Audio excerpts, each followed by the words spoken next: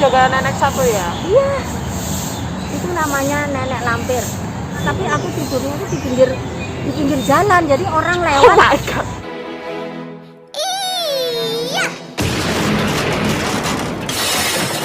Hai guys, assalamualaikum warahmatullahi wabarakatuh. Waalaikumsalam warahmatullahi wabarakatuh. Oke, terima kasih. Balik lagi sama aku Mbak Nur Vlog. Kali ini aku mau podcast, mau kepoin teman aku yang sebentar lagi mau balik ke Indonesia. Kenapa ya kita kepoin? Karena katanya dia tidak baik-baik saja. Jadi aku pengen tahu nih, dia kenapa kok bisa secepat itu pulang gitu loh. Kemarin itu dia nunggu visanya bareng aku di majikan baru itu. Nah aku kan baru aja nih masuk di majikan baru dan dia juga baru, tapi kok dia malah pulang. Harusnya kan 2 tahun lagi ya dia pulang. Nah ini kenapa? Mau kenalan dulu gak? Kenalin dulu, namanya siapa baru cerita. Siapa namanya? Ayo. Nama aku di Wahyuni. Oh iya, Mbak Wahyuni, namanya dari Madiun, Jawa Timur ya guys. Jadi ini temennya Mbak Nur Vlog, namanya Mbak Wahyuni. Dia dari Madiun dan mau pulang ke Indonesia 2 hari lagi kalau nggak salah. Itu sekitar ini aku buat vlognya tanggal 2. Berarti kalau nggak tanggal 3, tanggal 4 dia bakal pulang ke Indonesia dan sedang tidak baik-baik saja. Oke. Jadi kita aku tuh harus kasih tahu kalian gitu loh, kayak kehidupan orang di sini kan buat pandangan juga nih, ada yang baik di sini, ada yang kurang baik. Nah ini kebetulan aku ketemu yang kurang baik, kurang mengenakan, dan mau nge-share ke kalian biar kalian harus siap dengan apapun yang akan terjadi kalau kalian udah sampai sini gitu loh. Boleh kita share dulu.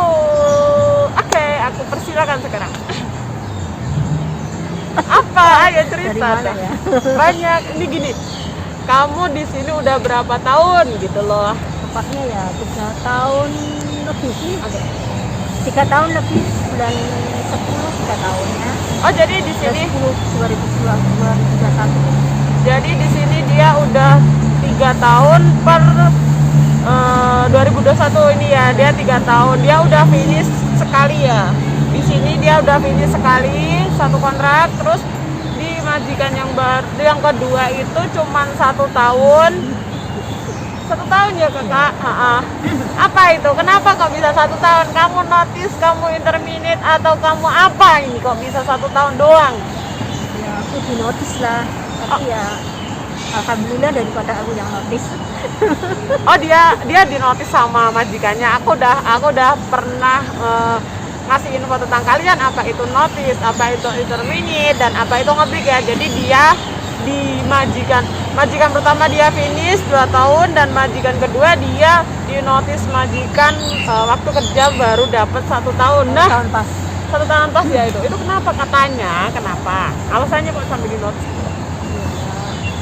Namanya majikan sih ya pasti kurang puas, apa memang dasarnya nggak suka sih, jadi ya macam-macam lah alasannya sendiri-sendiri gitu. Nggak tahu tepatnya, nggak tahu, yang penting aku disuruh cari majikan lagi. Kamu disuruh. Oh Tapi jadi yang nggak jelas pasti ya? itu kebanyakan ya emang mereka nggak suka sama kita ya, apapun alasannya itu ya nggak tahu lah, terserah mereka lah. Begitu, seperti itu. Itu tertulisnya di surat notisnya itu, kamu di notis karena apa? Nggak tahu. Nggak tahu. Nggak pernah peduli. Kamu nggak dikasih tahu? Nggak. Sama agent pun nggak dikasih tahu? Nggak, yang penting suruh majikan gitu aja. Oh, jadi dia tidak mendapatkan informasi yang jelas kenapa dia dinotis, dan dia tidak membaca surat notisnya juga. Jadi dia nggak tahu di majikan kedua kenapa dinotis.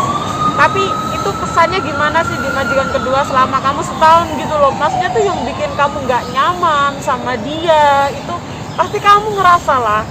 Kan kita kan kayak kerjasama. Kalau satu sama lain nggak nyaman itu kita pasti tahu gitu loh. Yang Gimana ya, namanya orang mungkin ya, kalau menurut kita itu udah kita kerja udah semaksimal mungkin ya, tapi namanya orang kan nggak sama, kadang mungkin memang kesalahan kita ya, mungkin ada yang lalai sedikit aja, tapi kan kalau lalai sedikit itu bagi orang yang ngerti mungkin bisa memaafkan, tapi kalau namanya orang nggak gimana ya, nggak udah nggak suka ya nggak kalau suka udah ya langsung aja nggak suka ya terus nggak ada toleransi. ya nggak ada toleransi gitu maksudnya loh. gitu lah. Itu kira-kira nih maaf ya sebelumnya, maksudnya gini, kamu bisa prediksi lah sebenarnya kamu itu masih kurangnya di kerjaan atau di bahasa atau di apa menurut kamu nih, menurut kamu?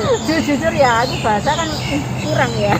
Nah mungkin saja waktu aku tidak ngomong kurang bisa ngerti apa yang mereka maksud. iya. Terus dia mungkin kecewa dalam hati juga nggak ngerti ya. Emang aku akui namanya aku kan kurang bahasa lah. Emang gimana ya? Bahasanya ya jadi Nggak- kesulitan. Enggak. Kalau tiap hari kita diajak ngomong itu mungkin bisa, tapi Paham. emang nggak pernah diajak ngomong kan emang ceceku kerja, nggak ada orang di rumah, jadi aku nggak pernah ngomong. Terus yang majikan dulu juga nggak pernah diajak ngomong, jadi ya gimana bisa, karena aku datang ke Hongkong ini kan emang aku nggak pernah belajar bahasa Kanton sama sekali. Tauku cuma ya bisa lo jadwal itu aja. Iya. Yang lainnya nggak tahu. Kamu bisa karena- Mandarin ya sih? Ya Mandarin ya bisa, tapi ya cuma sedikit, karena di sana pun aku juga nggak pernah diajak ngomong sama majikanku, karena majikanku di sana nggak suka aku pinter ngomong. Di sana di mana itu? Taiwan, Oh, di Taiwan. Itu enggak, majikanku emang cari dari PT itu Cece yang nggak bisa ngomong, maksudnya yang ngomong ya bisa, maksudnya ya bisa Ya nggak pinter-pinter lah ya. yang mati lah Oke katanya. lah. Kamu jaga nenek satu ya. Iya, itu namanya nenek lampir. Jadi sebelum ke Hong Kong, Mbak Yuni ini udah pernah ke Taiwan Iya, aku ke Taiwan selama. selama 3 tahun. Selama- Finish kontrak aku. Nah gini, sebenarnya tuh gini ya, kebanyakan orang Hong Kong taunya kalau kalian udah pernah ke Taiwan atau ke Singapura itu minimal pasti kalian sudah paham Mandarin. Paham sih, kalau bahasa Iya. sehari-hari paham, tapi kalau yang lain-lain aku nggak ngerti. Oh gitu. Karena emang nenekku juga nggak pernah ngajak ngomong aku juga nggak satu rumah sama majikan. Oh, baik. Jadi selama 3 tahun itu aku nggak pernah ngomong sama sekali. Kalau kehidupan sehari-hari apa-apa ini aku ngerti, tapi kalau yang lain-lain aku nggak bisa. Karena emang majikanku pada dasarnya nggak suka aku pinter bahasa. Iya, berarti dia emang nggak boleh. Pokoknya aku bisa nggak kerja, bisa diajarin. jaga nenek. Oh. Iya. Yang penting kamu jobnya apa, kamu bisa kerja itu ya udah kamu Udah, yang gitu ya, nggak perlu nggak yang mau. lain-lain Iya, gitu. paham, Yang majikan itu seperti itu. Sebenarnya aku ya Di sini pun, disuruh balik lagi sih, tapi akunya ada masalah sedikit di Indo, makanya nggak bisa balik. iya kenapa Sebenarnya kamu baik bermasalah sih. Iya, sih? nggak tahu ya, namanya orang itu seperti banyak masalah. Iya loh, sabar ya, semangat. Iya, semangat. Nah, jadi dia di Taiwan 3 tahun jaga orang tua, terus di sini karena dia pengalamannya jaga orang tua, otomatis sama agent pun diarahkan untuk dicarikan job yang jaga orang tua. Otomatis ya, orang tua itu nggak akan ngajarin kita ngomong. Tapi nggak mesti sih, nggak mesti. Nah, temanku juga ada yang jaga nenek, dia ngerti ngajarin ini. Tapi Berarti itu emang nasib- dasar orangnya sih nggak sama kan, orang nggak sama. Ada yang sabar, ada yang enggak. Kamu sabar nggak? Aku ini sebenarnya sabar sih, penyayang dan sabar. Tapi ya namanya orang ya. Benar. Jadi kalau dari segi aku ya itu kayak dari cerita dia sebelumnya, dia kan selalu cerita masalahnya itu yang aku saring itu sebenarnya dia kesulitan dalam ngomong. Nah, majikannya ini tipe yang enggak sabar. Aku bayar kamu kok kamu enggak bisa gitu Sebenarnya loh. gini ya, kalau yang Mungkin. majikanku yang baru-baru ini ya, sebenarnya pertama kali masuk itu dia baik, ya kan baik. Kamu nggak bisa ngomong nggak apa-apa. Kalau ngomong sih, aku kalau tiap hari apa kerjaan itu aku bisa. Buktinya aku kan finish 2 tahun di majikanku yang dulu, yang pertama kali masuk Hong Kong itu aku sama sekali nggak bisa bahasa. Tapi aku finish kontrak, karena aku kalau dia ngomong apa, aku ngerti. Maksudnya kalau cuma sedikit-sedikit aja aku ngerti, tiap hari apa ngerti. Nah, terus yang ini, yang majikan yang baru ini kan nenek. Itu Nenek aku, juga. Ya, aku datang, dia itu bantu mandi, pakai kursi roda. Terus kalau mau dari duduk, mau berdiri itu minta di apa namanya? Siapa dibopong? Dibantu. Tapi setelah dia baik sebenarnya, waktu datang tuh dia baik. Kamu nggak apa-apa, nggak bisa bahasa, nanti pelan-pelan aku ajarin. Nah, baru setelah nggak ada 1 bulan ya aku tunggu, aku jaga, ya itu sehat.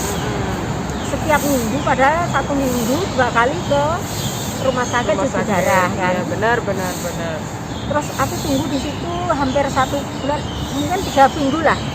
Ya udah sehat, nggak perlu aku bantu mandi, nggak perlu aku bantu papa jalan, terus nggak mau, terus nggak lagi butuh kursi roda. Nah, jadi dia membaik keadaannya. dia membaik. 280 derajat, nggak 180 ya. Banyak banget guys, rakus ternyata ya.